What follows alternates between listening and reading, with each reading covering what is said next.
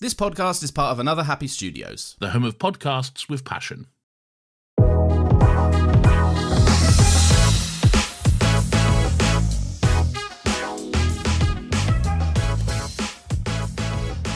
Hello and welcome once again to Talking Pictures Podcast. I'm your host David and joined with me as always my co-host Brian. Brian, how are you today? Do you think this is going to be as long as the movie? Yes. I hope not. Yes. Oh, yes. Oh, God. Okay. Yes. Right. Well, before we jump into what we're talking about today, I want to welcome everyone to Talking Pictures Podcast. We have new episodes every single Wednesdays, and we have a new podcast called Saturday Morning Cartoon Club that launched during the weekend, actually, there. A little bit more enthusiasm. Oh, sorry. Yeah, we new podcast, Saturday Morning Cartoon Club. So make sure you haven't already checked that out. The first episode of that is on this feed here, so it should just be the previous episode. So make sure you listen to that, and then you can follow us. It's on its own feed. Just look up Saturday Morning Cartoon Club wherever you get your podcasts, and it should be available there.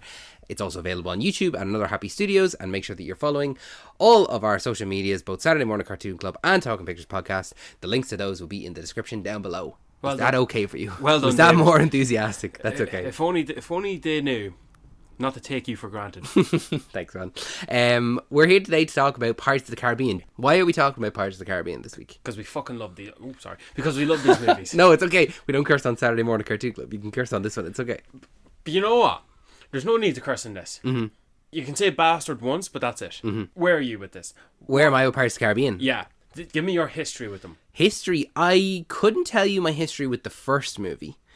I could definitely tell you my history with the second movie. And it was... we'll save that for next week then. Yeah, okay. Well, we're going to do the first three movies. We're going to do the trilogy of Pirates of the Caribbean, 1, 2, and 3, over the next 3 weeks. So if you don't like Pirates of the Caribbean, now's your time to jump ship. Pun intended. But I don't know. I can't remember what my history with Pirates of the Caribbean is. I remember definitely seeing it before seeing the second one. I knew all the plot and what had happened beforehand. And the characters. I knew everything about it, but I couldn't tell you the first time I watched it or anything like that. It might have been a case where I watched it as like the big movie on RTE. Yeah. For anyone that doesn't know, in Ireland there's the two main broadcasters. It's one main broadcaster, but they have RTE1 and RTE2. But on RTE1, at like 6:30 every Saturday, they would have what was called the big movie, and was essentially just a movie each week that they would play on Saturdays. And it was normally a family movie that you'd all sit around, you knew it kind of the week beforehand. You're like, oh, do you see what the movie, like they would tell you what the big movie was going to be at the end of the movie for the previous week, you know? So you were anticipating it the whole week, and it would be all you talk about. And it was like, oh, do you see what they're playing next week? It was always a relatively new movie, do you know? Like it was relatively new within movie, the last year or something. Well, yeah, but then again, you know, there wasn't an awful lot happening in the early 2000s. This was before like everyone had like Sky Movies and or streaming or anything like that. So when something came up in slim pickings, you didn't have much of any options to choose from. So you're gonna lavish in whatever RT was going to force down your throats. Yeah, but like it wasn't ever like, I never remember watching a bad movie or anything like that. Like it introduced me to lots of stuff. Like I remember watching like The Mask of Zorro. Yeah, the second one. What was that? No, The Legend of Zorro was that. I remember that being a big like RT, like big movie kind of thing. And there's some movies that still to this day I watch it and I go, yeah, this gives big movie energy. Like I definitely watch this on RT. But unlike today's day where everything's just streaming now, there's too much to pick from to the point where it gives you like... I wouldn't want to be a kid now. No. Because there's too many choices. There's too much stuff to watch, and like it's all just... And they also have like all this brain rot and stuff like that. But yeah, I heard it's a real common disease now. But for me, Pirates of the Caribbean, The Curse of the Black Pearl, which is definitely what I remembered it as when I first saw it when I was like 6 years old. Not. But I went to the cinema with the mother and the sisters. I think maybe my older brother was there. He was there, maybe not. It was in the IMC cinema. I think it was the biggest screen room, or the second biggest. It looked big to me because I was small. Yeah. Everything. I'm sure if you went back to it now, you're like, why have you seen it in such a small screen? Yeah. And there was only one other man in the screen. Oh, really? Only one other man in the auditorium. To this day, he still reminds me. Don't tell me it's your man from Jurassic Park, Wayne Knight. Yes. Yeah, I knew. I must have said that story. You have, absolutely. Yeah. So, this is one of the earliest times I went to the cinema, not knowing what we were going to see. Yeah. And maybe not even fully understanding what it is you do when you go to the cinema. Mm-hmm. Yeah. So this is one of the earlier times, and this came out in 2003, I think. Yeah. So yeah, you would have been 6. Yeah. Yeah, it came in 2003. Would have been the very first few movies I could count in one hand, maybe that of whatever amount of movies I seen in order when growing up. Mm-hmm. So, my mother loves these movies as well, most obviously because of Johnny Depp. Yeah, back in the day, he was the heartthrob, the teen heartthrob. All of our parents' generation would have grown up on him. You know, he's our Timothy Chalamet, I guess. Yeah, maybe so. So, I think I like these movies. Through my teen years, they're like, yeah, that franchise, you know, and you look forward to a new one. But as I've become wise and seasoned in my late 20s, I've come to appreciate that these are some of the most fun movies to this date. And I particularly love Johnny Depp in this role as Captain Jack Sparrow. And I've yet to decide which movie is my favourite. I agree with you. I think that these 3 movies, like I said, we're going to talk about the 3. I think that these 3 movies are fantastic adventure movies. They're fantastic character movies. They're fantastic kids movies. They're fantastic for the visual effects. They're just, I don't understand how you could sit down and not enjoy yourself with any of them. Something wrong with you if you don't like these movies. Yeah.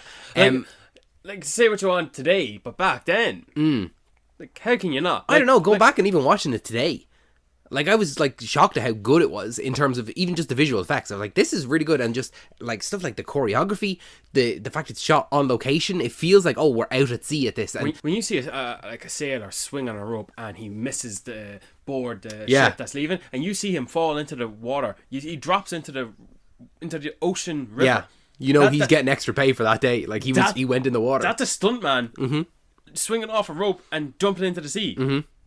Hopefully, you're in a safe, area in your close proximity. There are no you're getting deadly back in the boat predators. very quick. But that's what this movie can help you open your eyes to. As an adult, you can look at how they execute these things, how they filmed it, and it's not just a stunt as well. I appreciated a lot of the camera work from Gore Verbinski in this movie. I found that there were a lot of shots where he would execute at least 2 actions in the same shot, whether it be the maid opening the window, and then it's a shot of this little the Port Royal, is it? Yeah. So what is it in South America? It's in the Caribbean, right? Okay, whatever. It's called Pirates of the Caribbean. Of course, it's set in the Caribbean. Where's the Caribbean set? Anyway. Sorry. Where is this set again? Caribbean. Where's the Martian set? I can't remember. Hold that thought. Sorry. So I'll keep that in, by the way. I'm trying to go, please, go. Stop laughing at me. I'm sorry, it's funny. The maid opens the window and the shot starts from the exterior of the island up to the port, to the sea, and it dollies back in, and it sees Governor Swan gifting Elizabeth the dress. And then that's just one example at the start. An example at the very end is when all the pirates drop their swords. You see like a tracking shot of their feet of all their swords being dropped, and it stops at the one guy who's found his eye, and he stands up. So it's like he likes to fill the actions into one shot. Oh yeah, it's like Spielberg. Spielberg does it as well, where he'll have multiple setups without ever cutting the camera, and it feels just more natural that way. I think it's just like, oh yeah, I feel like I'm part of the scene here. I'm moving with the movie. And it there's a few instances of it, absolutely, where it can feel like that sometimes, especially in modern day stuff with choreographed fight scenes, where it would we'll cut on every impact, we'll cut on every hit, and so it doesn't feel real. There's a weightlessness to it, whereas in this you're getting multiple choreographed fight scenes, and we're gonna have multiple setups. Okay, you guys are gonna sword fight for 30 seconds here now, and it's going to be well choreographed, and it's going to feel as though there's a present danger for your characters here. Like, this is a life or death situation in this sword fight. But it's not just always life and death, it's also fun. Oh yeah, there's lots of fun. But it's a fun family movie. But there's no life or death situation between the duel between Will Turner and Jack Sparrow. I disagree. What do you mean? I would say that's a life or death situation. Well, what are the consequences in their world? Yeah, but to us, we know. Well, Brian, the movie it is their world. Okay, we know. Yeah, they're not going to die because they're the 2 main characters. But you don't know that. Okay, but like you're pitting the two main characters together, and Yeah. it's their introduction, and it's the only fight they have together. No, sorry, I take that back. It is their first fight though, and I like the fact that you don't know who wins because Jack is a pirate and he cheats, and necessarily so.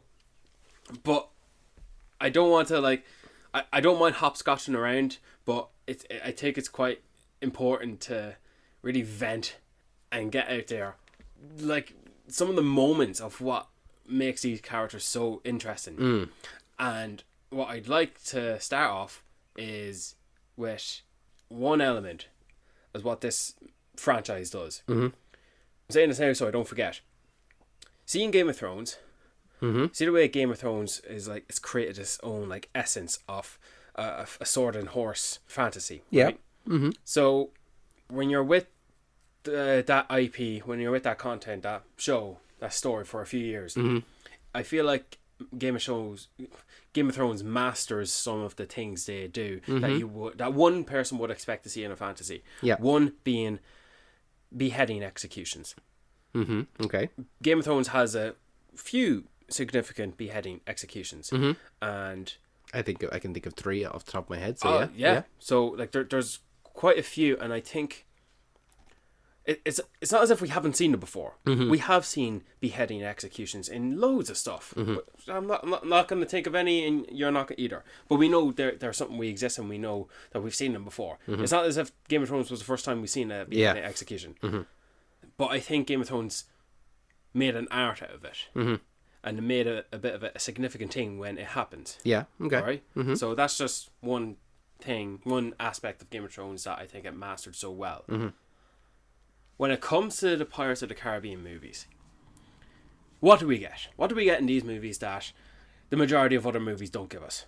We have, in the 1600s, ships with cannons sticking out of their little like Naval battles. Yeah. naval battles, and then you have them between whether the Royal Navy or pirates, good or bad, whoever you're rooting for, and whether it's down to the fine details of using a cannon where you load the cannonballs into it, or gunpowder, Or knives and forks, whatever is available on the ship. anything we have left. But there's just one part I thought, wow, you're not getting this in any other major motion picture, and I still feel like it captures the essence of the Pirates of the Caribbean ride. And that's our first naval battle between the Black Pearl and the ship, The Interceptor. Yeah. Yes.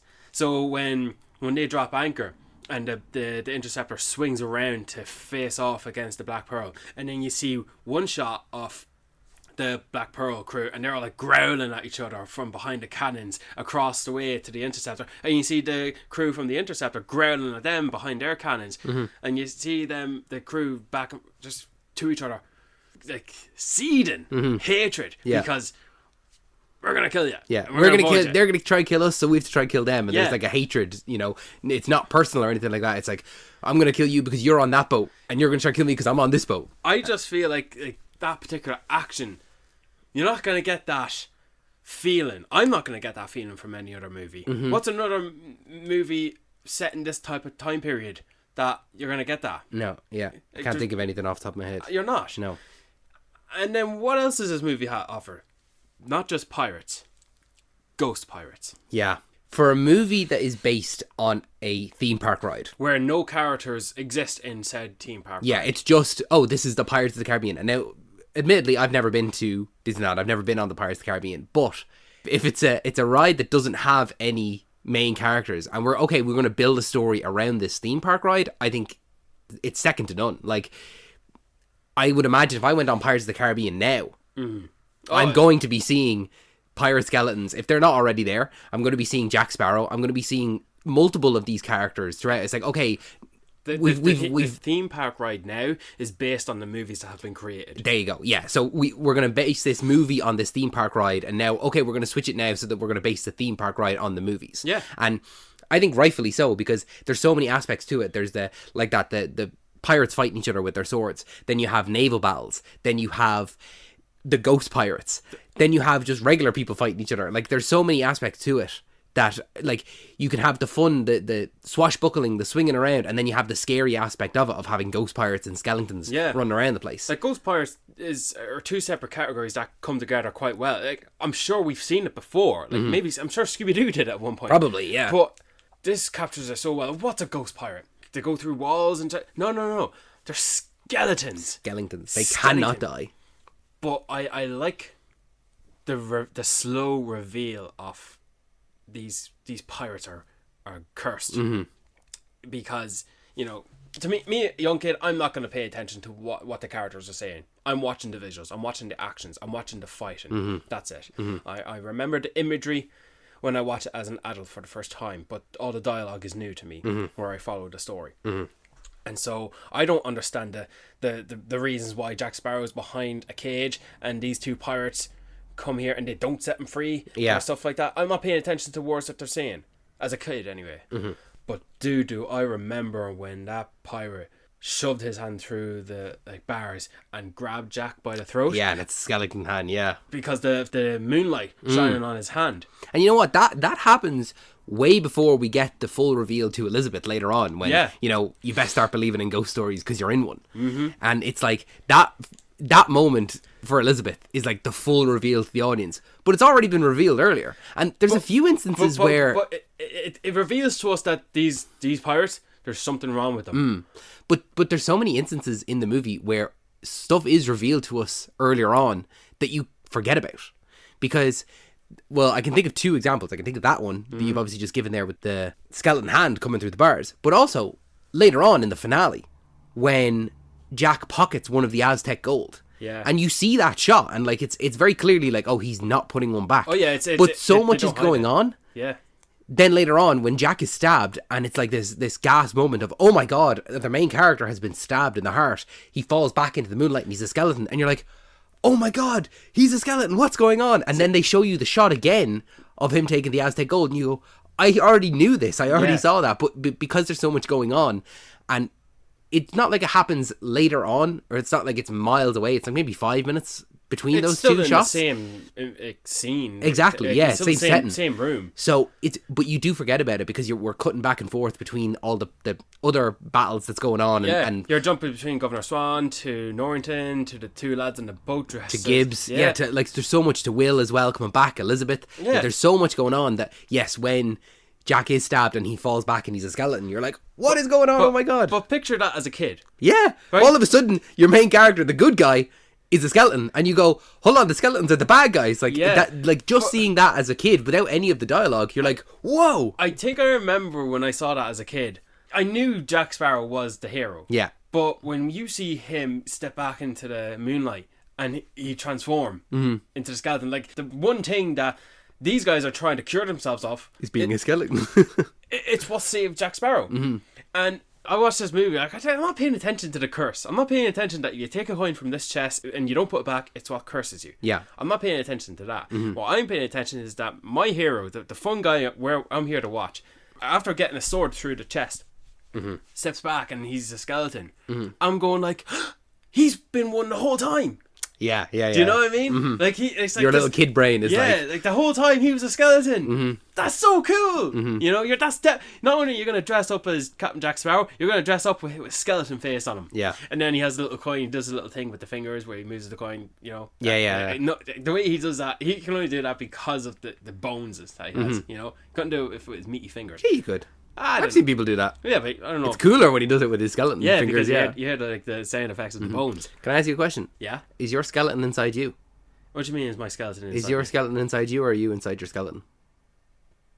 Hold on a second, I need to think about this. Is my skeleton inside me, or am I inside my skeleton? The first one. Where's your brain? Inside my skeleton. And what are you? Are you not your brain?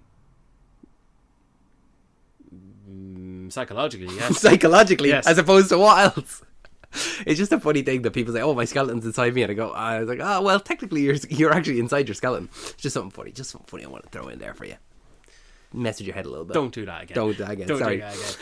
But yeah, little old me just loved this fun movie. I think this movie ought to be every kid's desired watch. Yeah. You know? you know, there's something about it that, like, it just scratches an itch. Like, we were not getting these high budget fantasy films anymore, and especially not one set at sea. Like, No. how many pirate movies can you actually name other than Pirates of the Caribbean? None. Yeah, like that just seems like it's a gap in the market. You know, like people. But no one else should be doing these, really, because if you're gonna get another movie based on pirates, it'd have to drastically switch genres. Mm-hmm. That's what I think. Mm-hmm. Yeah, like there's people that are crying out for another Pirates of the Caribbean film, and like a lot of people then as well with the recent kind of controversies and all around Johnny Depp. It's like, how could you do it without Johnny Depp? And I'm like. Oh, it's such a rock and a hard place thing where, yes, I do want another Pirates of the Caribbean movie, but he said he's not coming back, and so they're just gonna, like, are Disney just gonna go, okay, we're not making one unless we can get him back. Well, but, part of me doesn't want them to make one unless you get him back, but I'll watch another one, but you can't. There's no recasting Jack no, Jack it's Sparrow. a full reboot, and you're not having the Jack Sparrow character. The character of Jack Sparrow cannot be played by another. No. Can't. Don't think so. Not for another 100 years if Earth is still here. But no, that is not a thing that can happen. Mm-hmm. Would you want to go character by character then? I kind of do want to go character by character, and I think I want to do it in the way that characters were introduced to us. Sure, that's a good idea. Yeah. And one reason I want to do it like that is because some folks might watch this movie, especially in today's age, and not realize that Elizabeth Swann may have been actually created to be as the main character. I consider Will to be the main character. I consider Will and Elizabeth to be the main characters, and Johnny Depp is the supporting character who ends up stealing the show and stealing the franchise. He's the billing name. He is, and that's just because like Johnny Depp was an established Johnny Depp. Elizabeth Swann, played by Keira Knightley, was A 17-year-old 17 years old, just coming off of Love Actually, and then Will Turner, Orlando Bloom. Yes, he had done Lord of the Rings at this point, but he's 26. Like Johnny Depp is the billing name on this. He's the one that you're bringing people forward, and even the poster has him at the front. Yeah. But then Jeffrey Rush is the prestige name. Yeah, I like Jeffrey Rush a lot. But let's go. I like what you said there, character by character. So Elizabeth Swann, first person we see, little Elizabeth. She opens the movie. Yeah. And you know what I found very creepy actually this time around watching it, where Elizabeth, she's a little girl. Little girl. She's 9. She's 9 years old. We'll call it 10 just to even it out. Okay, yeah. For still doesn't for the sake of somebody else in them, let's say she's 10. It doesn't make it any better. No, she's 10 years old. She's on the ship. She's singing along. Mr. Gibbs comes along and says, "Don't be singing about pirates. It's bad luck to be singing. We don't want pirates coming here." And then not Captain, it would be James Norrington. I don't know what his official title is at this point in the. He's not Commodore. Not yet. Commodore yet. He eventually becomes Commodore. We call him Commodore just for the sake of ease. But Commodore Norrington and Elizabeth's dad come in, and Commodore Norrington is played by the same actor as he is later in the movie, a fully grown man. And yet then later on in the movie, he's like, "Oh, I'm actually quite taken by you, Elizabeth." Like 8 years later, and I'm like, this is so fucking creepy. I hate this so much. Where this is essentially grooming. It's like, I've known you since you were a little girl. That's the norm back then. It's all. Happened. I hate it though. I hate it. I just don't like. But they don't shy away from it. If we got this movie today, they wouldn't include that in. And then, like, if we got a movie, like, it's not the fault of the movie. I hate the character for being so creepy like that. Like, it's a good thing. It's like these things. You're happen. right. You're right. It These exists. things happen and they don't shy away from it. And it's especially like, but it's something for a kids movie. I find icky. I find them like, I hate this so much. Am I? Is something wrong with me for liking the character then? I like Commodore Norrington as we go on. Like, I think that the one of the best things about this movie, and it's not even about this movie, but it's the character arcs between these 3 movies that we're going to be talking about over the next 3 weeks, because I find all of the characters have such a fantastic progression. Norrington, one of the most so. Like, he has a great progression from this, which is essentially he is the bad guy, but not the bad guy. He's the bad guy to the heroes.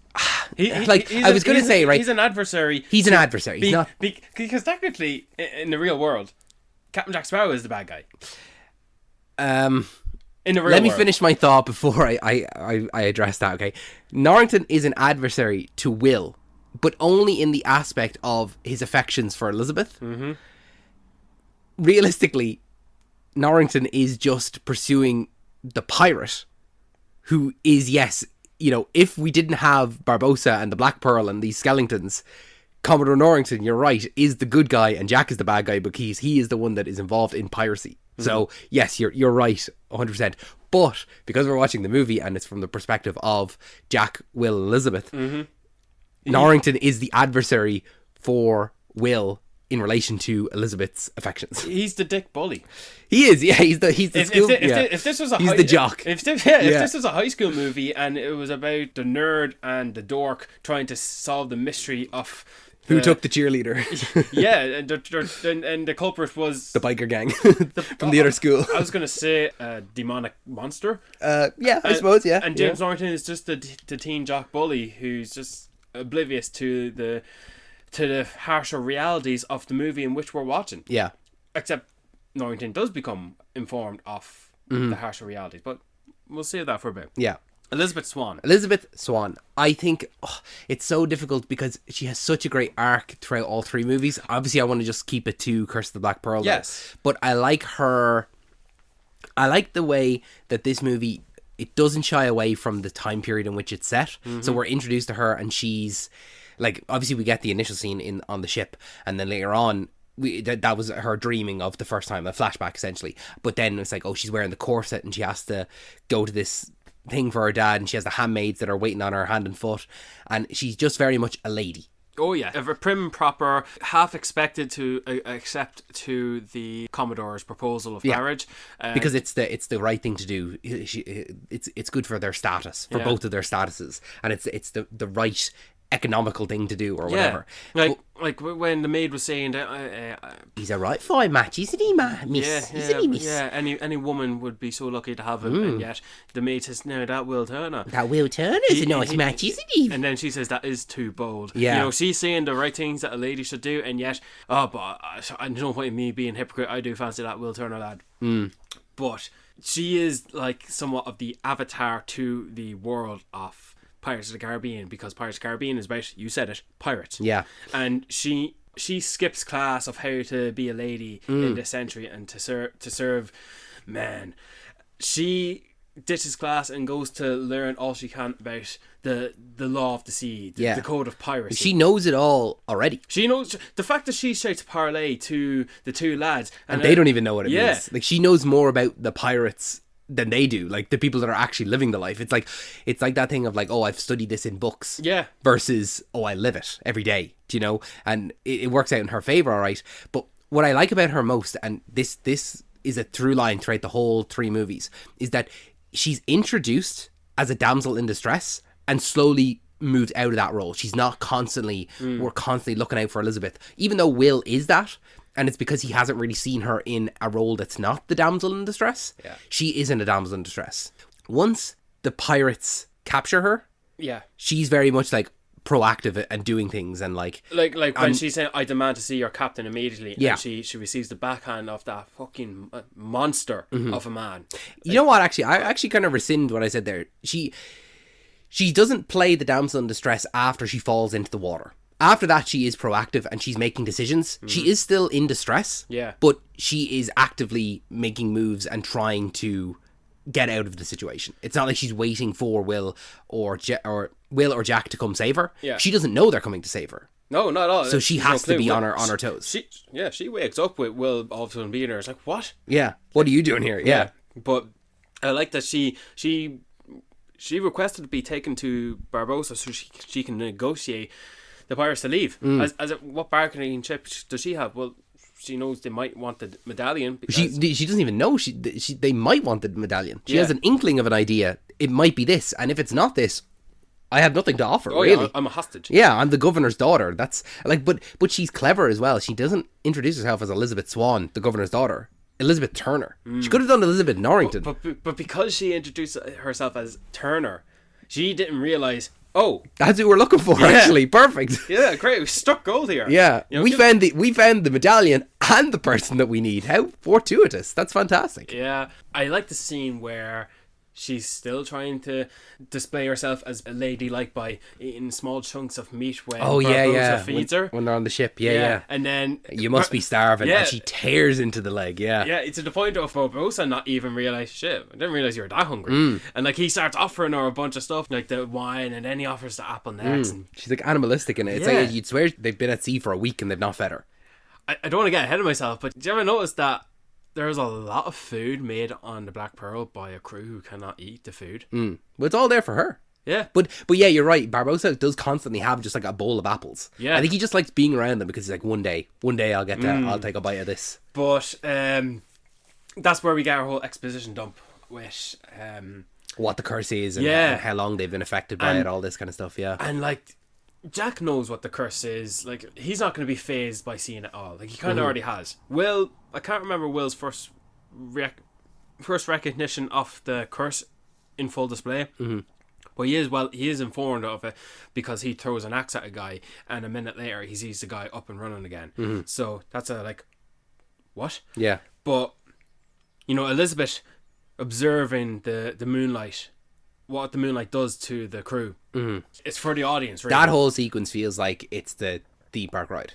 Yeah, you know, yeah, like, a lot of it would be. You know, you see the crew working the rigging of the ship; they're cleaning it up, and it's almost like because it's a movie. We're putting on a show. Because it's a movie, it's also a show. Because all of a sudden the lads have like a bouncy thing, and they're tossing the sheets. Like, what are you doing that for? It's like to have a coordinator there. All right, the captain says that she's gonna barge out here after she most likely she's gonna fall, so we catch her, throw her up, and then Jimmy is gonna fly around on a rope and catch her, and it's like it's all choreographed, but like it's there's no purpose for them all to be out there doing that other than the scene itself. We gotta show off the pirate aspect or the skeleton aspect of us all. Yeah, you know, Elizabeth Swann was going to be taken. Her blood was needed to lift the curse. You know, from all their perspective, from Barbossa's perspective, Elizabeth Swann, does he think she is the daughter of Bootstrap Bill? Yeah. Okay, it's not that he thinks she's the daughter of Will Turner, which... No. Yeah, okay, good. He doesn't know who Will is. Yeah, he doesn't know the child of Bootstrap Bill. He just said he just knew there was a child of Bootstrap Bill. He didn't know whether it was a boy or a girl. He did scare her in the room when he's given the exposition dump. He did, like, when he's telling her what we need from you to lift the curses, we need a drop of your blood. That's why we need to be killing you yet. He's just doing that because he's a pirate. He likes. I think he likes scaring her. He does because there's that. There's the scene when they actually are at the Aztec Gold, and like he bends her over as if he's about to cut her throat, and then he like picks up her hand and he's like, "Oh, come on, we weren't gonna actually kill you. Waste not, yeah." I when they after the whole sequence with them as skeletons, and he closes the door on her, he turns around and he laughs with the crew. Do you know, like he gives a big big it's all a show, hearty chuckle. Yeah. Like he likes scaring her. He likes being the dramatic guy. So what was the point of him? He steps out of the hallway and into the moonlight. Oh yeah. I feel nothing. The taste of drink or the sea spray on my face, yeah, or the warmth of a woman. As he reaches his hand out and his hands start to go all skeleton like, and then he says the famous line that we all know: "You best start believing in ghost stories, Miss Turner. You're in one." And then the whole face just comes out. And then he doesn't need to open up a bottle and waste a perfectly good bottle of wine and then smash it. And he drinks all of it because that's nothing to him. Yeah, I think it's just to show this is real. Like, watch the liquid that is going in my mouth. You can watch it go down my throat and it like falls out again. See that it's red? It kind of looks like blood as well. But yeah, when he tests the curse, it's not lifted. He turns to her and he starts to question her. Who are you really? And she, I got you. I got one over on you. And then he smacks her in the face. He knocks her out. There's something about violence against women in this particular movie that, like, it's not allowed in the sense that this is a kids' movie, and Elizabeth has been hit at least twice now by two men. Yeah, for a kids' movie, it doesn't shy away from that at all because like characters do die and like people are stabbed, and like Elizabeth does stab Barbossa in that scene and pulls out the knife and it's covered in blood. Yeah. You know, so like it doesn't shy away from that violence. Yeah, and a kid's not going to be looking at him saying, "I'm curious, now that you've killed me, what are you planning to do next?" Like, a kid's not looking at that. A kid's looking at the man just after pulling a knife out of his chest and that there's blood. You know, you're going, "Oh, yeah." But you're just immediately forget that the whole skeleton scene, the whole bombastic instrumental music for that sequence as well. It's great. But yeah, another thing I wanted to say that this movie does as an art, like it uses the naval battle between ships and cannons and pirates and what piracy is walking the plank. Yeah. But think about it.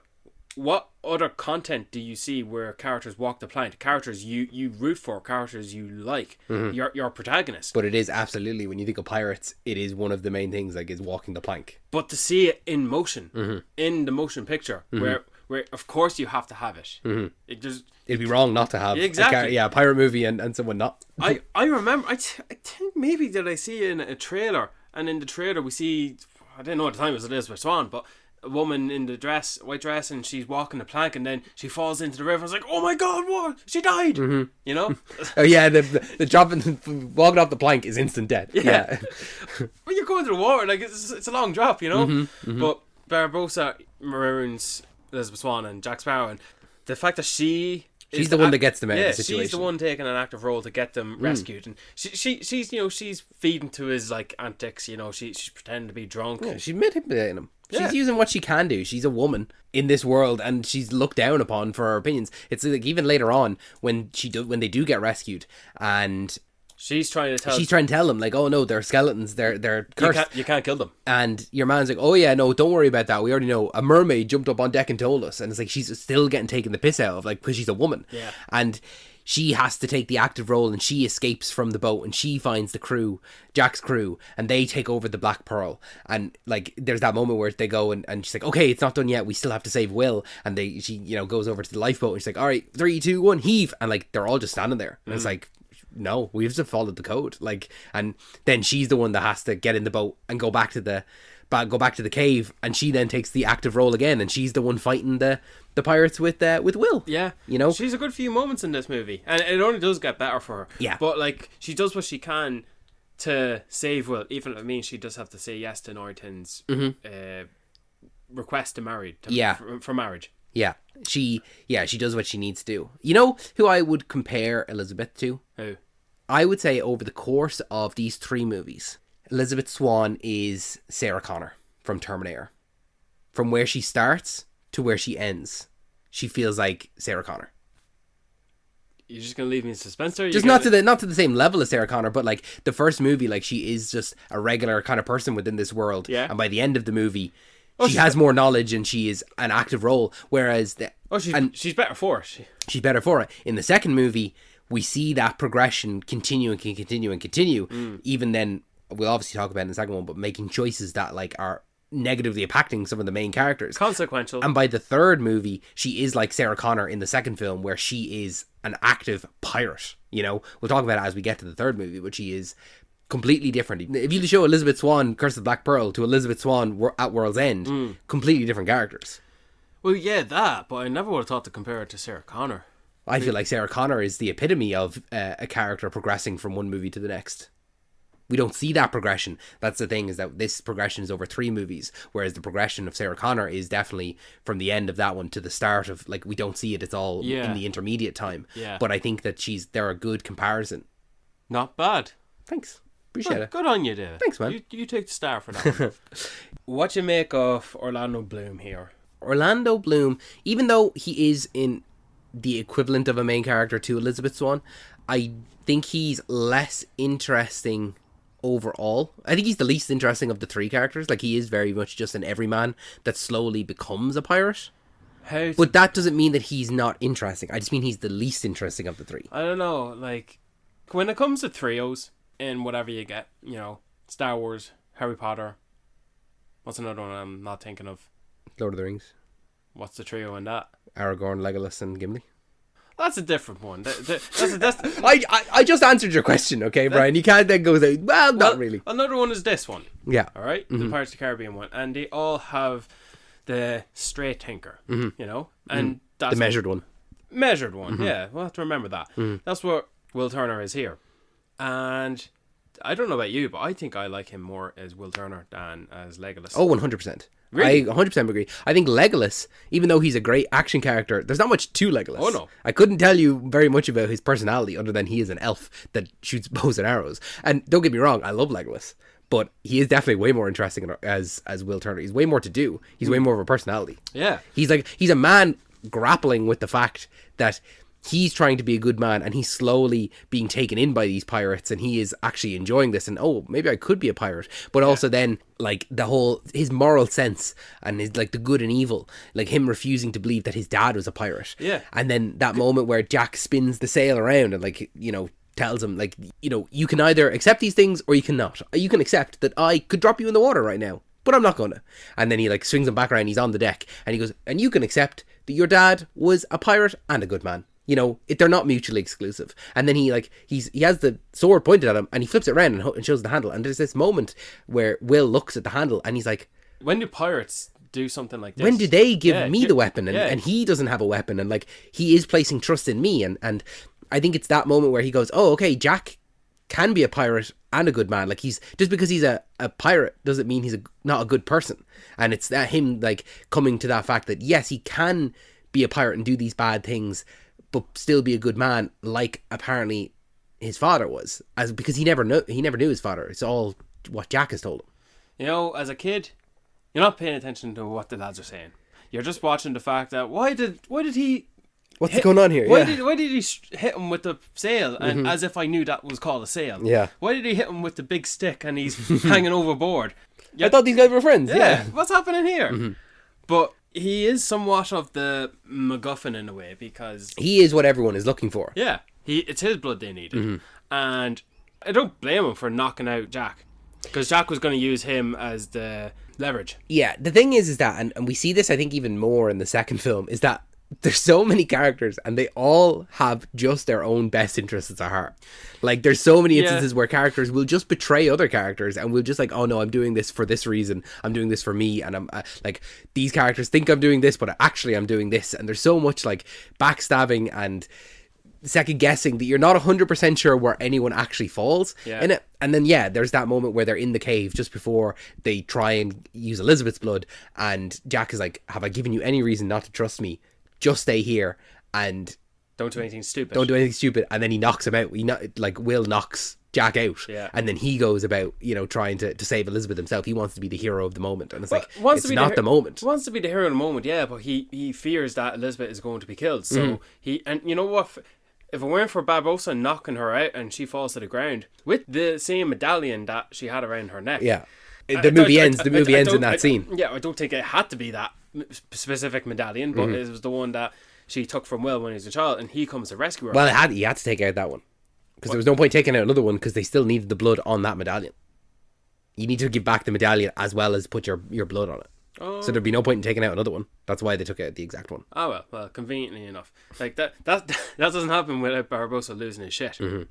But you know, good thinking to take the oars from the pirates and then to sail back to Gibbs and whatnot to say Jack fell behind, honor the code and keep going. Yeah. And then that's it. It's a full betrayal of Jack, even though he was afraid that Jack was going to betray him. He's the one that betrays Jack in the end. He kind of was in a way, and he still is kind of only to save his skin.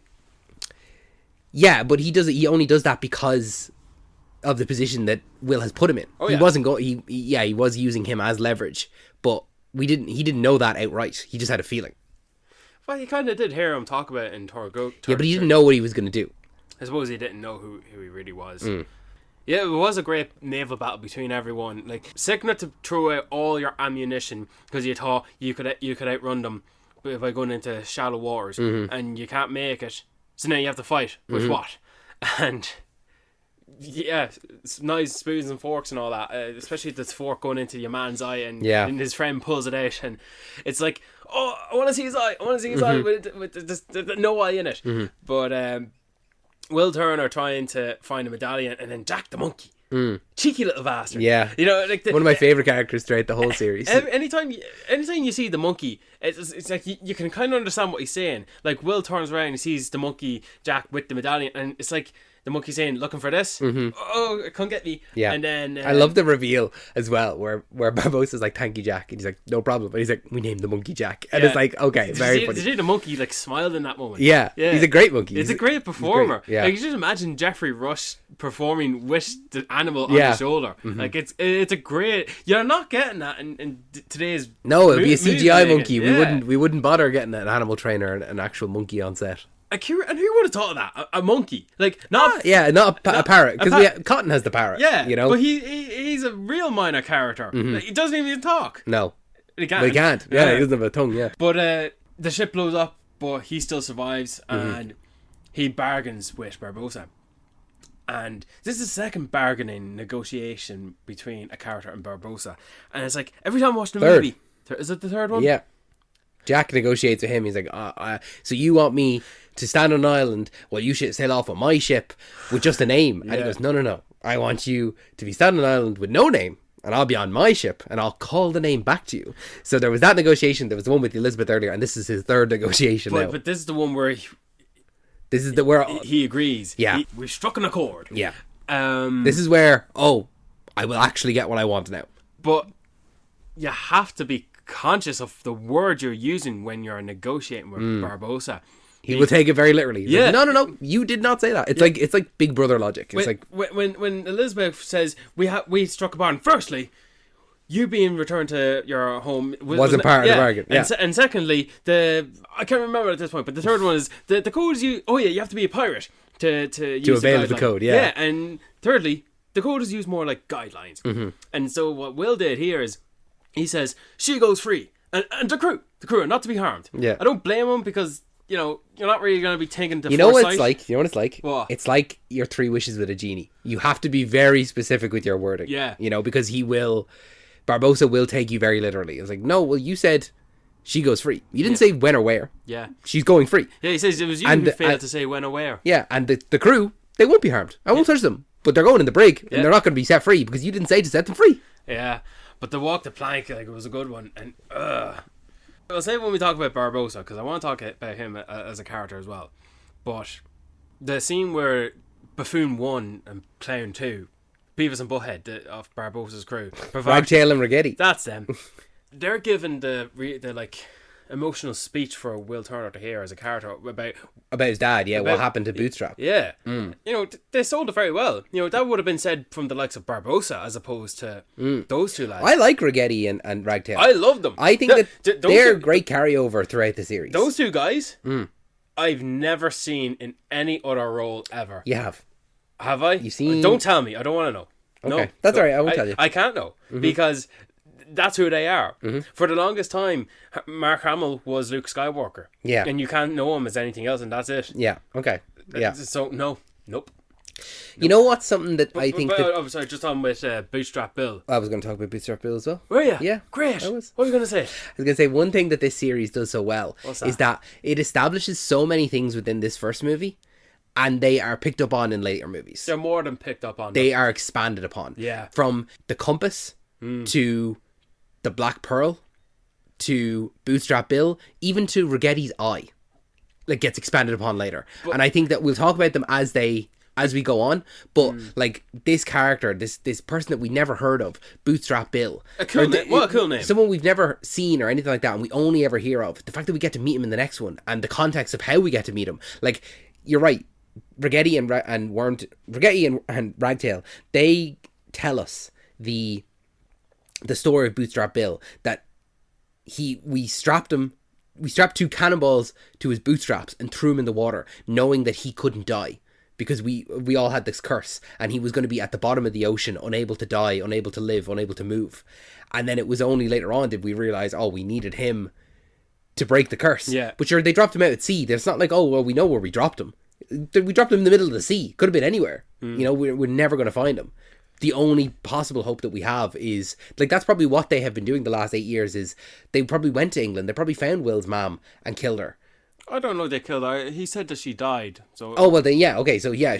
She died. That's what has him out in the Caribbean. Yeah. But yeah, they probably knew that he had a child. So that's what they've been doing they've been gathering the coins. They've been gathering the Aztec. Because they've spent them all around. Like, how much damage and pillaging and harm that they caused just to get find the these coins back. 800 coins mixed in amongst all the other coins. And of everywhere they've traversed to where they once spent the coin, they've retrieved, and now they won't have the one coin left, and it's like they're being called to it. So like they attacked the ship that Will was on as a child, and I have a feeling that that's where the coin was, but they never found them, and then they never get lost, you know. And strange how that the Black Pearl was never spotted at the time from the crew. Elizabeth sees it. Well, is it confirmed that it's the Black Pearl? Does it have black sails? I know we saw the Jolly Roger from like the flag, like, but was it the Black Pearl? Definitely. Well, whether it was or not, the fact remains is that it was still a dream. So like, and she's held on to the medallion for all her life. So like, you know, she's having dreams about this curse that she's not affected of. But Bootstrap Bill. And we'll talk about him in the later movies as well. But. So much is spoken about him. I just wonder, did you have a plan? Did Gore Verbinski? I don't think so. Yeah. Like even something like the compass. The compass is described as the compass that never points north, but we're never given the exact. What does it point to? We get that in the later movies. Yeah, it points to the thing. You want the most, but they never say that in this movie because it was never thought of. And I do believe that this does seem as though it was envisioned as a one-time movie, and then later on, okay, we're going to come back and do more. What did we have within these movies? What can we expand upon? What can we craft this mystical element to? Because that's essentially what this one is with the Aztec gold, is a mystical element to it. So I think that while those elements, like Bootstrap Bill, I don't think that, he's part of Davy Jones's crew. That's where we see him again. But that wasn't thought of this time around. That's another mention. A reference to folklore. Yeah, Davy Jones' locker. Yeah, that's just something that pirates and seamen say. If you die at sea, you go to Davy Jones' locker. Yeah, that's just part of myth. In pirates environment, in pirate setting, in pirates lore, Davy Jones' locker is a mythical character, just like Thor is a mythical. Exactly. character, You're going to Asgard. You're going to Davy Jones' locker. It's not as if Gore Verbinski had a plan to incorporate Davy Jones as the next villain. Yeah, 100%. But if he did, fair play. But I don't think so. No, maybe not. Because Davy Jones' locker is like, what does that mean? Because Davy Jones is in SpongeBob and. Well, Davy Jones' locker is where Jack is in the third movie. Yeah, but it's a place. A locker is a physical man-made item. Yeah, it's a place. But an actual locker. Yeah, he puts them in his locker. It's like it's his realm that he puts people in. At this point, it would have been 8 or 9. My 9-year-old brain still couldn't really comprehend that. Okay. Let's talk about Barbossa. You want to talk about Barbossa? I do. Yeah, I think Barbossa is. It reminds me, kinda of Hans Gruber. Do you know why? You can't help but like him a little bit. Oh no, I love Barbossa. I love everything about him. But why he reminds me of, like, Hans Gruber, like, he presents himself as this well-spoken, well-dressed, respectable thief. Yeah. But in the end, he's just a common thief, willing to take hostages and kill many civilians just so he can get rich. Yeah. Barbossa. The first thing we see him do, he corrects his first mate from you will not be slapping any person under the protection of Parlay. Yeah. Yeah. See, Barbossa. Yeah, I with that comparison, yeah, Barbossa is a gentleman. Like he's a gentleman that happens to be a pirate. Yes. But at the end of the day, he is still a pirate. Oh man, when he steps forward to Will and he says agreed, you see the yellow in his eyes, you see the black in his teeth, and you just see how vile how disgusting he is, and when he's about to send this damsel in distress overboard, walking the plank, and he says, it's a shame that this is how we part, and it's such a shame to see such a good thing go to waste, so I'll have the dress back. And then she, what? Women are so subjective to shit like this. And so, like, she has to undress herself and she's just in her little gown and she throws the dress back as like a, shove it. And he goes, ooh, still warm. Like, he's just having a laugh at everything. He even threw her to his crew so they could have their way with her. Not the gentleman pirate one would want to expect from. Like, all the lovely, gorgeous feast of meals he has prepared on the ship, and no one can lavish in it because there's nothing to them. and all the scaring tactic Barbossa does to Elizabeth, you know, and lying to her saying we have to kill you, but I'm just messing with you. But then he strikes her in the face anyway when he loses his shit. And you know what? He doesn't like whimper in any form of defeat when his crew are threatening to go against him. No, he fights back. Yeah, he's not like One of his crews were starting to get angry at him, saying it's your fault, we're all cursed. It's your fault. Bootstrap Bill was shot to the middle of the sea, and we're like this. And then Barbossa draws sword. I'll take on any man who wants to question my authority. It's the reason why he's been able to stay captain for 10 years. Like he's able to keep his crew in line. I think that the movie, it's because we spend so much time with him. Is I think that why we like him so much, because even though he is the villain, I feel like we spend so much time with him because Elizabeth is with him from essentially once she's captured, like she's with every time them. we see Elizabeth, Barbossa's there. Yeah, and then as soon as Elizabeth gets saved, Jack is with him, and then when Jack and Elizabeth are marooned, Will is with them. So it's like all three of our main characters are with Barbossa alone at some point throughout the movie. So we get to, anytime we're spending time with one of our main trio, we're also there with Barbossa, and it also just means that it's kind of like, I feel like Barbossa is the fourth main character. He is. You know, and he's not, even though he is the villain, he's like, you can understand why he's doing these things. He's going about them in the wrong way. It's like how... Well, he is a pirate. Like, he is a pirate, yeah. It's like that how people are like, oh, Thanos is like, yeah, you understand. He's such a good villain because you understand why he's doing these things. And like Barbossa is the exact same. It's like, yeah, he is a pirate, but you understand why he's doing that. And like, especially when... Like, what does he want to do? It's like, oh, I know what the first thing I'm going to do is I'm going to eat a whole bushel of apples. Like, he just wants to feel again. Yeah. You know, it's he wants to do such a human thing again. Do you know do you know what elevates this movie just a little bit more? Go on.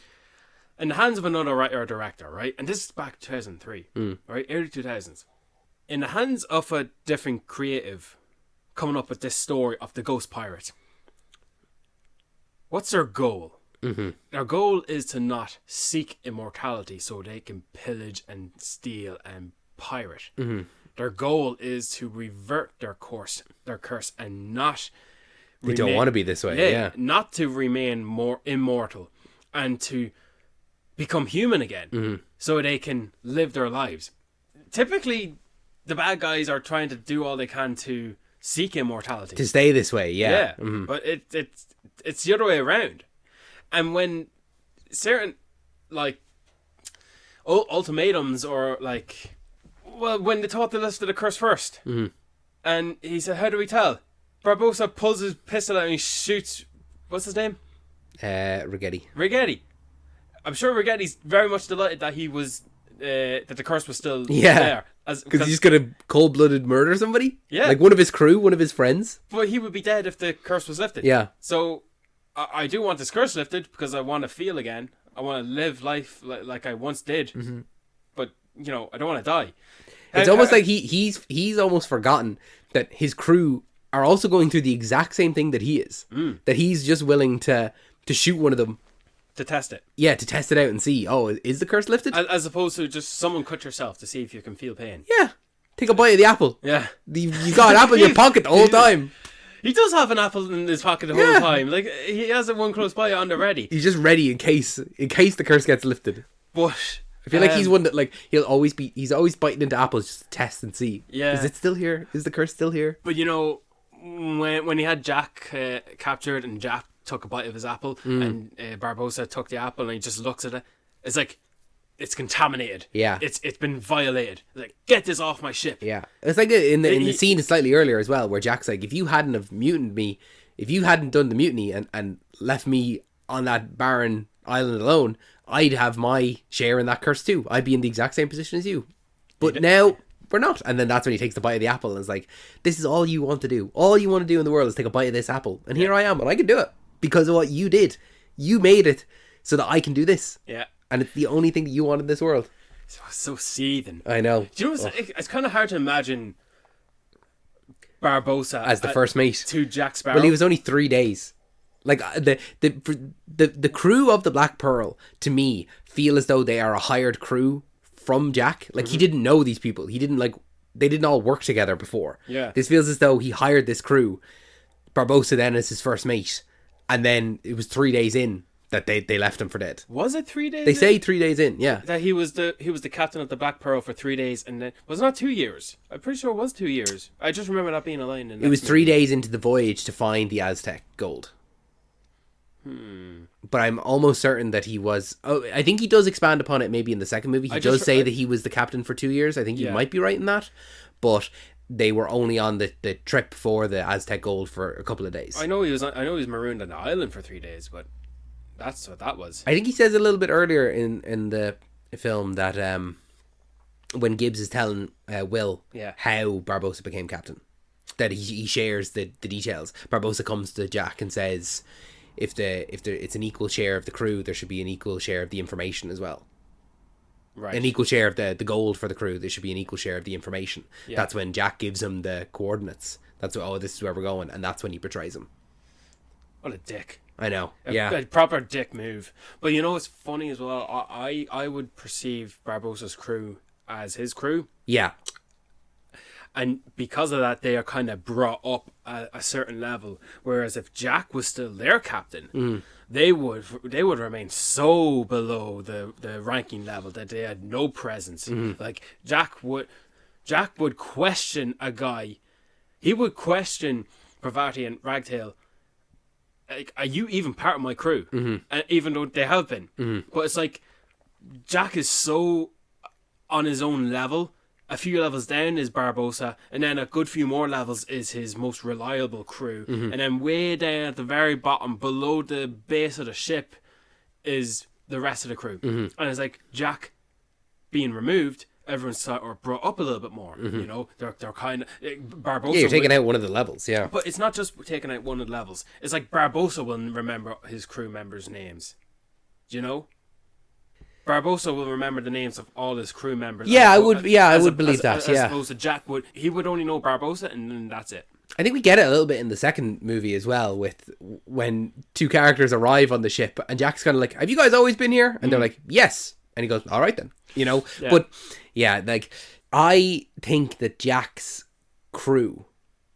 I like that we have characters that are introduced in this movie that do carry over into the next couple of movies. Like there's a few instances like Gibbs, Cotton, and Marty. Those three are like, they were brought back. Like when you think of Jack's crew, they're there. They're there, as well as the two characters that become part of the crew. Yeah, and you know that were part of Barbossa's crew. Yeah, and then there's two other fellas that I'm kind of raging aren't part of his crew. Was it the black guy with the dreads and the other guy with the beard? No, it was the two guys who were at the beginning, and they were preventing Jack from getting on the boat. Oh, and by the end of the trilogy, they are pirates. But it's like, I kind of would have liked to see more scenes with the two of them and Rigetti and Ragtail. But think they're like the same people, just on the opposite side. But I know. I would like to see them interact more. I don't know, because I don't know if I would have wanted that. Like, what I like about it is those two guys and I don't even know their names. What are their names? The big guy and the goofy guy. Oh, I don't know their names. Yeah, but they're stopping the two soldiers. They're stopping Jack from boarding the ship. And like he says, "I've seen the Black Sail." No, you haven't. Yes, I have. No, you haven't. And the two of them get caught into like a back and forth dialogue. They forget what they're doing there in the first place. There's something similar to like that before. I think it's always those two type of characters. They're not original. You know, like. The two goofballs that are supposed to be the guards of this particular session, and then a cunning pirate like Jack Sparrow just wanders in and is able to just do next to nothing to slip past them. Like he does it a few times, and that's the thing is Jack is cunning in this movie. He's clever. We'll talk about it more when we're talking about Jack as a whole. Yeah. But like he's much cleverer than what he is in later movies. But those two guys. You know, they're saying, why are we waiting here? The two guys are waiting to ambush Barbossa's crew with the rest of the Navy men. And they're saying, why are we doing here again? And James Norton says, because we don't trust Jack. And that's why. It's like they're the two clowns doing commentary on what they're doing. And like, you know, I like that the two of them board the ship to join the battle, and the two shake hands like they're genuine good friends. And they're ready to die. This might be, we might not see each other again after this. Yeah, them two are good friends, because no one else in the Navy and their crew are friends with them. Like that's why they're always put together. They're not invited to attend Commodore's ceremony. Yeah. Not the first time. Yeah, no. they are the second time around, but not the first time around. Yeah, but they're well dressed. You know, they have the white The wigs wigs there. as well. Yeah. But like they're the guys that are always getting the bird shit on them and stuff like that. But when the curse was lifted and the two, is it Rigetti and Ragtail? Yeah, I think that's their names anyway. I know one of them is Rigetti. The bald, the spud guy and the guy with the eye. Yeah. When them two face off, it's their opposite pointing their gatons. Yeah. What are they called? Their bayonets. Bayonets. Why did I say gatons? I don't know what gatton is. They're the ones who pointed their guns to, because all the Navy men have their weapons pointed at the pirate, and the pirates, their curse is lifted. And they're in the worst position possible. Once the curse is lifted, and you're like, oh crap. Yeah. Okay, now we're gonna actually die. Talk about. And it's all of them as well, because Yeah. like that's the moment for Barbossa as well, where he's shot. Jack finally shoots him. He's been saving this bullet for years. Yeah. Finally shoots him in the chest. He goes, all right, well, you wasted your bullet. And then the penny drops. Literally, the coins drop. And the curse is lifted and Barbossa dies. And it's like, it's such a bittersweet moment where it's like, yes, we beat the villain. It's like, but I actually quite like Barbossa. I want to see more of him. And it's a shame that he dies in this movie. Is it though? Of course it is. No, it's not. It is a shame that he dies. I would have liked to see him in more Pirates of the Caribbean movies. And he dies in this movie. So he does die in this movie. But you know what's actually great as well in that final battle between Jack and Barbossa as well? When it's just the two of them fighting and they're two skeletons and They're skeletons when they run through a the crack beams of light. Yeah. But that's exactly what I was going to say, is that it's so well thought out to have the set like that, where there's beams of moonlight shining down in. So there's these two characters are having a sword battle where it is the two actors, and then they'll just run through the moonlight, and then it's the skeletons, and it's like it's a fantastic piece of forethought to be like, okay, let's put the visual effects in here and dip in and out and in and out. And it's not just, oh, this is the CGI section. Yeah. We're going to move back and forth between CGI and the real actors here. And it's just so well done that it adds an extra layer of authenticity or like thoughtfulness, that it's not going to be just, oh yeah, when we're outside, they're skeletons because we're in the moonlight. It's like, let's bring the moonlight into this setting as well. I think it's one of my favorite aspects of the finale, is the fact that they move between, and even Will and Elizabeth get to use that to their advantage, where they put the bomb inside the three skeletons because they hoisted a pillar of sorts. Yeah, a big staff through three of them, put a bomb inside them when they were skeletons, and then push them out of the moonlight so they're real bodies again, and they just blow apart. Yeah, and it's just like, serves you fucking right. Yeah, it's great. What you were saying about Barbossa's demise, I wonder if he fully believed that he struck an accord with Jack, that he would command under the better ship, the Dauntless. The Dauntless? The Interceptor. No. Oh yeah, the Dauntless, yeah. Yeah. And I like how just casually Jack prepares himself to have a sword battle with Barbossa, who he knows he can't kill. But I wonder if Jack kind of forgot himself that, because I took a coin from the chest. No, that was his plan the whole time. Was it? Yeah. Alright. I'm going to... He's basically just distracting until Will can get to the situation. Suppose. Because he knows that he can't kill Barbossa, but Barbossa doesn't know that he can't kill Jack. Yeah. It's like Barbossa says, what now? Like, we're locked in an immortal battle, you know, where neither of us are going to get tired, neither of us are going to get sleepy, neither of us are going to get hungry. Like, we're just locked in this until one of us gives up. Or you could surrender. Yeah. I like that. As a kid, I remember watching that duel between the two of them, and Jack got his moment to speak a bit while he was a skeleton, and then Barbossa did a bit. You know, I like that. Let's spend a bit of money here. Let's add a bit more time to the post-production to it, because we need to make the actor look like he's as a skeleton. So CGI him up. I don't know if that was in mocap suit. Maybe it was at the time. Yeah, I don't know. But because of the fact that they move so in and out so seamlessly, and they're in like actual physical costumes. Yeah. You know? Yeah, I wonder. It'd be interesting to know.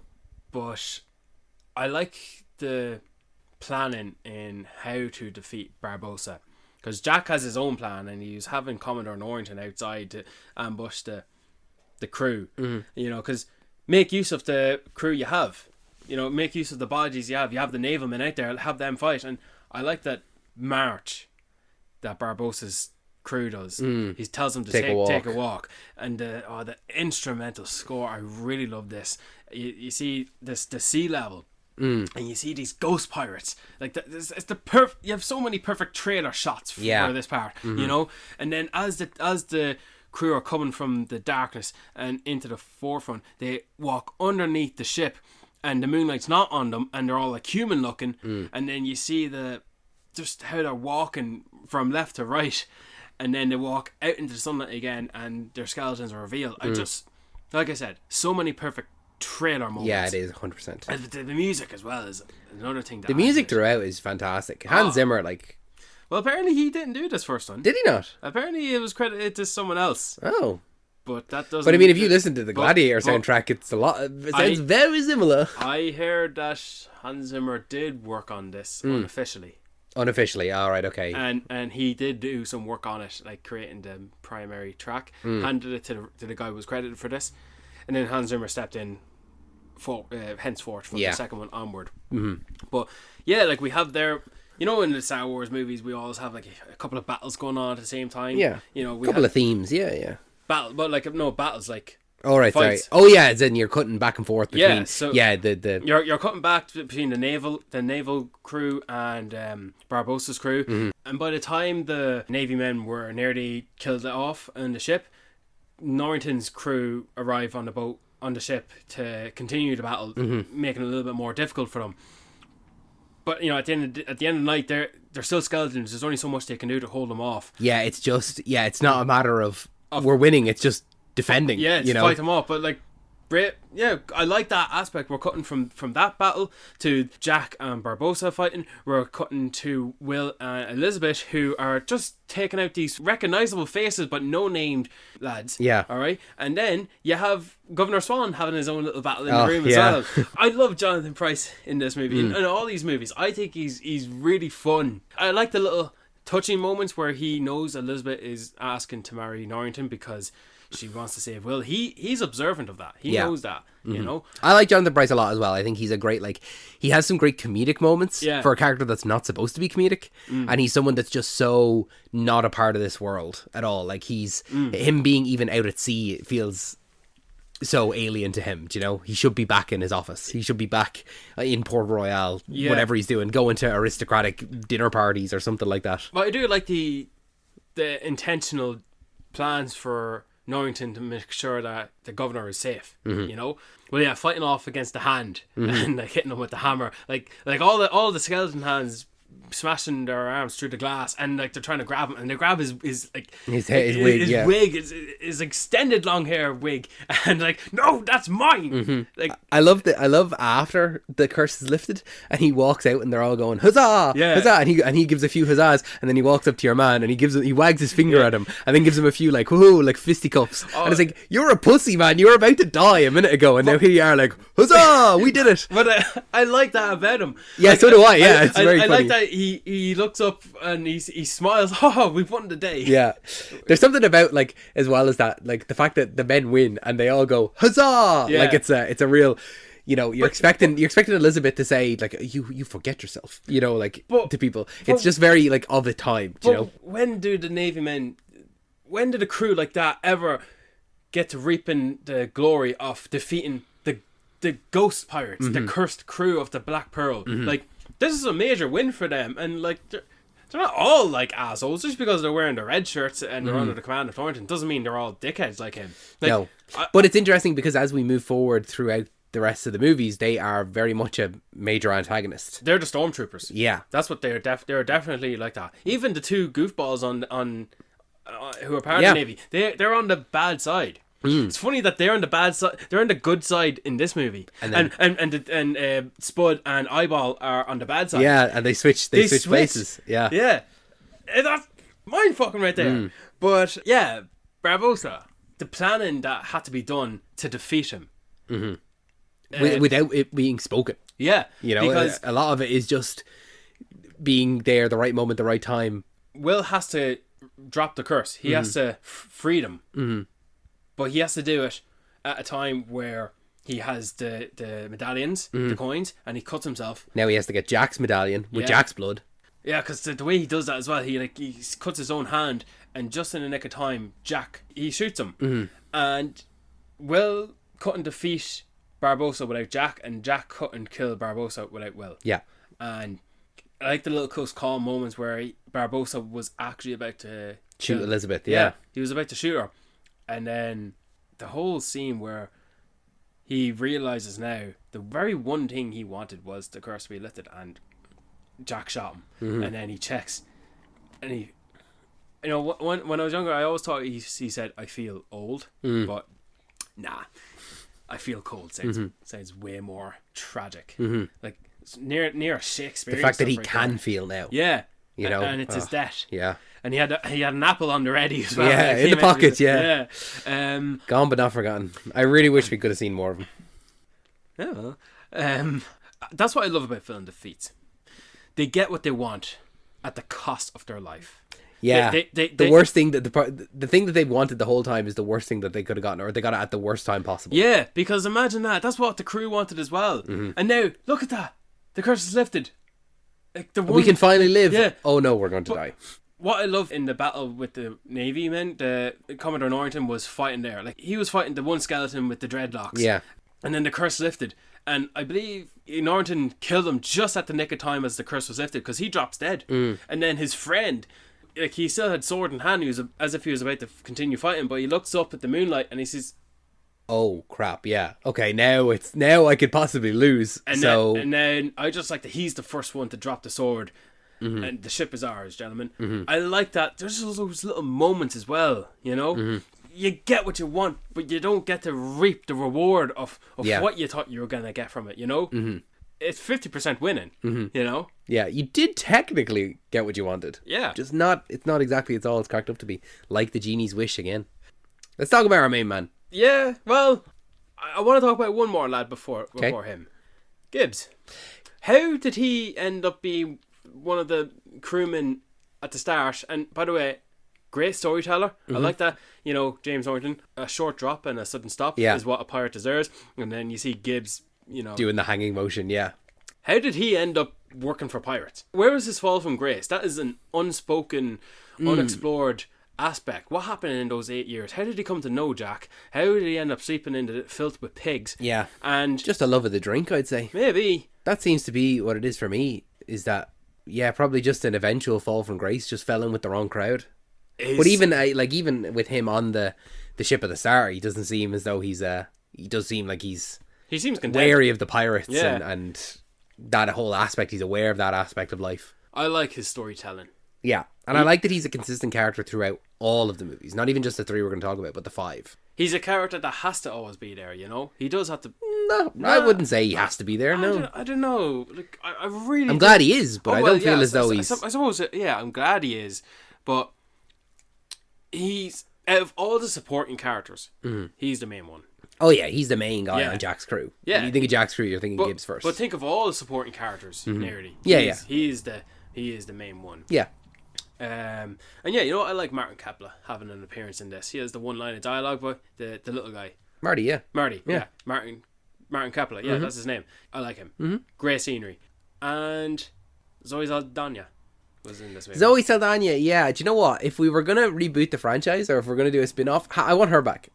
Yeah, let her lead the franchise. You know, she's only in some of the, you know, highest successful financial billion-dollar movies ever. $2 billion movies. Yeah. Yeah. You put Zoe Saldana in your movie, you're going to make a lot of money. Yeah.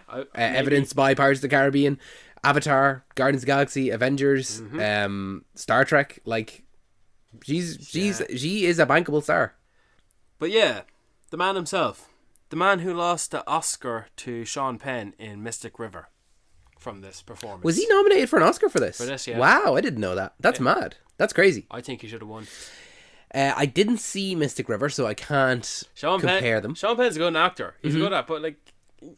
I think there's a difference. He just plays a gangster in that movie. Like, come on, the movie's not that great. It's alright, it's good enough, but like...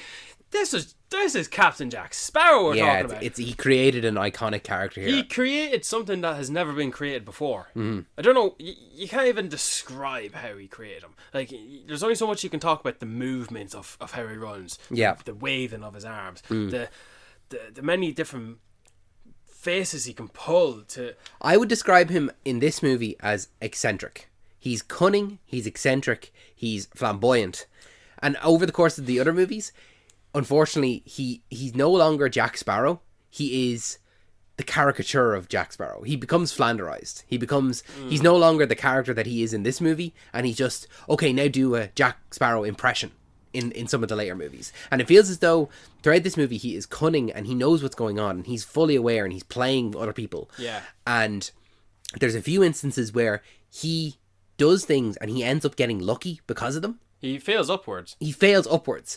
Yeah, that's it. Yeah. In this one, he fails upwards a lot of the time, whereas in later movies, it feels like he's just getting lucky a lot of the time. And it's like, oh, I'm glad that worked out. And he doesn't fail ever. Yeah. Every good thing that happens to Jack in this movie is, in one way or another, at his own making. Yeah. It's almost like he is an active participant in this movie, whereas in later movies, it feels as though it's like a Rube Goldberg machine, where you hit the dominoes on one side of the room, and eventually it'll make this ball fall, and then guess what? The candle falls, and it cuts this rope, and that rope swings down, and Jack, it just so happens to be pointing towards something, and the rope lands in his hand. And that's like makes it more complicated than it actually is, because the first scene that we see Jack being Jack is, right, the scene after he points a gun at Elizabeth's head after he wraps his chains around her neck. It's like, wait, using her as a hostage. You're supposed to be the good guy. Why are you threatening to kill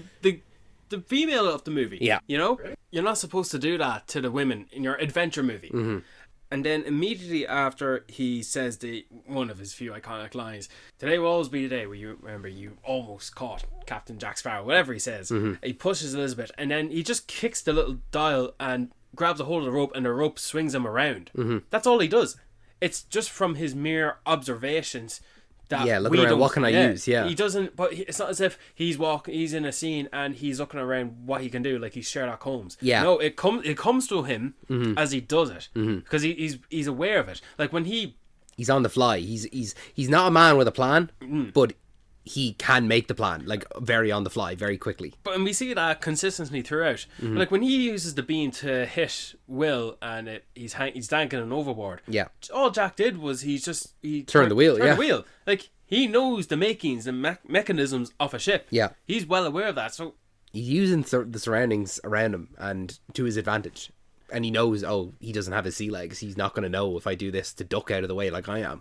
I was watching a video where one of the creators, maybe it was Gore Verbinski or Jerry Bruckheimer, where he described that, or maybe it was Johnny Depp himself describing Jack has been at sea for most of his life, and that's why he can't walk normal on land, because he's walking like sea legs. That's actually that makes sense. It's like, he's not walking drunk. He's just walking because he's normally used to the ship swaying underneath him, so he's compensating for that. But when he's on land, he doesn't need to compensate for it, but he still does, and that's why he's moving left to right constantly. Jeffrey Rush said that I thought he took like 12 shots of vodka or Jaeger or whatever when he came to set, because that's how he just presented himself. Yeah, he was always in character. And you know what, another thing I like about this character is how he's dressed the same all the time. Yeah, he's always got the boots, he's always got his hat, he's always got the sword, and I always thought he always kept the same one pistol. But he's also, his hair and his like bandana. No, it's an iconic look. It's like you see people dress up as Jack Sparrow, and there's no confusing him with anyone else. Like you're dressed as Jack Sparrow. It's the same way that you dress like, it's like you dress like Shaggy from Scooby-Doo. Like it's the same outfit. You're always going to be in the exact same clothes. But you're never going to see that bandana off his head. No. You never see Jack Sparrow's hair as it is attached to his head. You just see his hair. No, you never see him just coming out of a bath or something like that, and he's in a state of undress. Well, yeah, like, does he even take baths? What I'm trying to say is that you don't see, like, you see the hair on my head. What's left of it? Yeah. Yeah, only I can say that. Sorry. But you don't see it on Jack. Like, it's always protected by the bandana. So therefore, in a way, it's protected by the fact that it is a wig. Yeah. But it's almost, another way is like, if he was a cartoon, if you remove the bandana, it's just white. It's nothing. It's background. Yeah, there's nothing there. Because it was never drawn. Exactly, yeah. You know? That's how I kind of view it. But He does feel like a cartoon character in that way, I think, then, because of the fact that he is the most, even though it's a world that has skeleton pirates, he is the one that is the most cartoonish. Everyone else within the world they're straight feels thinking. real, Yeah. whereas he feels like he's pulled straight out of a movie and placed in this world, like a different movie entirely. Only Johnny Depp can play Jack Sparrow the way Johnny Depp played him. Yeah, I've seen some great impersonations, but it's one of those ones, like you said there earlier on, that if you recast Jack Sparrow, it just would never be as good. No, you can't do it until 100 years from now. Yeah, when we're all dead. But and no one has the memory of Jack Sparrow. And we'll obviously talk about all these characters more in the next couple of weeks as well, as they progress and stuff like that. Yeah, I know, because he does come across as a cartoonish, whimsical character. But there are some points in the movie where he does admit some form of defeat when he's marooned on the island. And this is after he's begging Barbossa, I thought we were past all this, you know? And like the real harsh reality of, you can be a gentleman, he's begging for 2 pistols for 2 shots. You know, he's just trying to get whatever resources he can, and he says, no, you can be the gentleman, shoot the lady, and then starve to death yourself. And then throws his belongings overboard and he swims after it. He's admitted a defeat there, so he's just going to do what he did last time, lay drinking in the island. Yeah. And I like the drunk scene was great, but then he wakes up and he says, no, not good, as if not the rum, as if it's the end of the world. And what are you doing? You burnt all the food, the shade, the rum. Why is the rum gone? My favourite line from Jack Sparrow in this is when Will turns back up on the boat after the other boat has exploded, and he comes on, and Barbossa's like, who is you? And he's like, oh, he's no one, he's just my aunt's what does he say? My aunt's nephew's cousin. Twice removed. And when I thought about it, I went, my aunt's or my cousin's aunt's nephew, I think it was. But basically, if you do that before the two, if you take away the 2 times removed thing, what it eventually works out to be is his brother. He describes Will with all these relations, and it works back around to be, oh, that's my brother. Yeah. Without the 2 times removed, that's my brother. With the 2 times removed, it means nothing. There's no. He's just not a position. Yeah, he thinks he's adding to it to stir the confusion. Eunuch. Yeah. He says eunuch in there as well. He's not there, no. But he does. Yeah. No. Jack Sparrow does have. He's a real character in this movie. But he's very much like, he has his wins, he has his losses, he has his feelings, he has secrets, and it's all the way through. Like, he's a well-rounded character. But from the moment he steps on screen. Yeah, but there are moments where, look, the most you do see him take seriously in this movie in particular is when he does kill Barbossa, and then he's like, I wonder if he's thinking about that a little bit after he's just throwing stuff in the background to see what goal he wants, you know, because you see him. I think he's kind of putting on a front as well. But then, I don't know. Is he putting on a front, or is that for real? Because like, you've waited 10 years to defeat the man who cost you the last 10 years of torture. He stole your ship. He removed you on an island. He caused you hardship. He betrayed you. And I wonder if you're thinking more about that in the background. And then he says, no, I'd be so obliged if you could take me back to my ship. And then even more so, his crew left him. And that's because of his own doing. And he can't fault him for that. And then even more so, you see him with the rope around his neck, and he's waiting for a public execution. It still doesn't stop him from trying to correct the guy who's reading it. Captain Jack Sparrow. It's so difficult. Yeah. Do you know the little move Will uses to throw the sword? Yeah, he did it earlier on in the fight between the two of them. Yeah, the first time that happened, it was to stop him from leaving, and now this time it's to save him. Yeah, I like that. Great. I like that little contribution, and the two of them working together to, they don't use their swords; they use rope and shit like that. Yeah, I like the when he does reunite with the Black Pearl, and he steps on and he pulls out his compass and he looks down at it and he gives the little drink up me hearties yo ho. Yeah, like that's great. But then with the later context of knowing what the compass is, the compass would have technically always been pointing towards the pearl. Yeah, but now he's on the pearl. What's it pointing to? Like, what is the next thing that Captain Jack wants?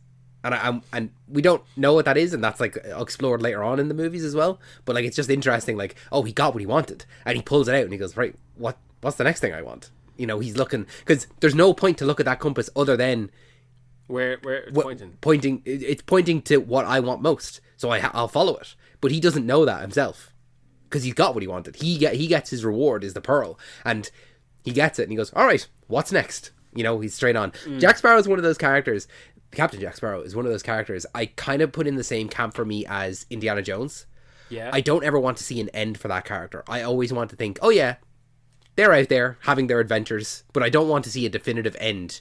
Like a death. Yeah, no, I don't want that. You mean, when you say an end, you mean a death, because Indiana Jones had his end. Yeah, but I just like some characters just riding off into the sunset and me being able to think, they're still out there. Yeah. You know? I don't even think Indiana Jones had a definitive ending. He did. He didn't. He did. No, he didn't. He had a fifth movie. He had a fifth movie. What was the final shot? The hat out on the balcony. Yeah. And then he reaches and grabs the hat. That's still an end. No, he reaches and grabs the hat. There's a few more adventures out there for Indy. Well, we're not getting them. Yeah, but I don't care, Brian. Did you not just listen to what I said? I like the idea that he's out there somewhere having the adventures. Yeah, I don't get to see them, but I get to know he's out there having them. To me, a definitive end means a death. Or retirement. Yeah. Yeah, I agree. I'm agreeing with you. Yeah, but you said Indiana Jones has a definitive end. He doesn't. He grabbed his hat. There's more adventures to come. Okay. Okay. That's all right. All right. Thank you. All right, score for David. There you go. 1-0. Well, one last thing I just want to say is I really liked the fight between Jack and Will and the whole choreography of it. Yeah. I like that he's nearly teaching them how to fight. Like, Yeah. if I step here, good, step good. there, yeah. And what happens when I step back? I like they're on the little stepping board single wheel thing where I don't know what that thing's called. No, me neither. Yeah, do you know what I'm talking about? Yeah, I know. The ramp, Yeah, the ramp.